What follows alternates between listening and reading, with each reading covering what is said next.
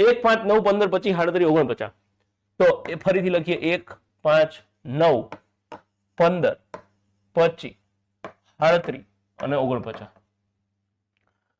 1 માં 4 ઉમેરો તો 5 આવે છે 5 માં 4 ઉમેરો તો 9 આવે છે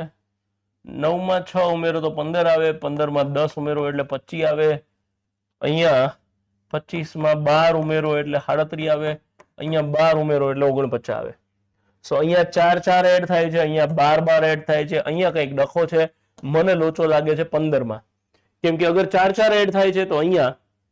8 8 એડ થવા જોઈએ જો યસ 9 ને 8 એડ કરો તો 17 પ્લસ 8 કરો એટલે 17 માં 8 એડ કરો એટલે 25 તો 4 4 એટલે પેલા 4 4 પછી 8 8 પછી 12 12 તો લોચો ક્યાં છે 15 માં so option C 15 is the correct and final answer અને આપેલી શ્રેણીમાં કઈ સંખ્યા તર્કસંગત નથી એટલે કે તમારે એક એવી સંખ્યા શોધવાની જેમાં ફિટ નથી થતી in short finding the wrong number આમાંથી ખોટી સંખ્યા તમારે શોધવાની છે ચલો આ બાજુ ધ્યાન આપજો કેમનું થવાનું 1 5 9 15 25 સમજો 37 અને 49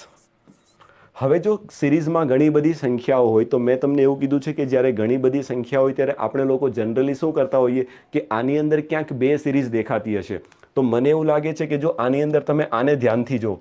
1 9 એક એકને છોડીને જો એટલે તમને ખબર પડે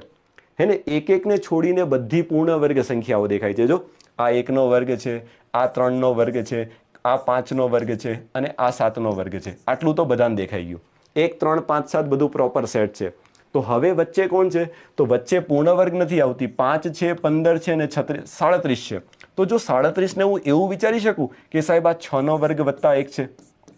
બોલો 5 ને હું એવું વિચારી શકું આ 2 નો વર્ગ વત્તા 1 છે એટલે જો સિક્વન્સ ચાલે છે 1 2 3 તો આ શું બને ખબર 4 નો વર્ગ 16 થાય અને 16 માંથી 1 બાદ કરો તો 15 થાય એટલે જો 1 2 3 4 5 6 7 એક પ્રોપર સિક્વન્સ બને છે પણ આમાં ક્યાંક લોચો આવે છે તો ક્યાં લોચો આવે છે તો જો તમે જોઈ શકો છો કે એકી સંખ્યામાં ખાલી વર્ગ કરેલો છે જ્યારે બેકીમાં શું છે વર્ગ વત્તા 1 છે તો અહીંયા ક્યાંક લોચો લાગે છે અહીંયા વર્ગ વત્તા 1 આવવો જોઈએ કારણ કે 2 નો વર્ગ વત્તા 1 6 નો વર્ગ વત્તા 1 તો વચ્ચે શું આવવું જોઈએ 4 નો વર્ગ વત્તા 1 આવવું જોઈએ એટલે કે ઇટ શુડ બી એ 17 તો લોચો ક્યાં લાગે છે તો લોચો લાગે છે 15 માં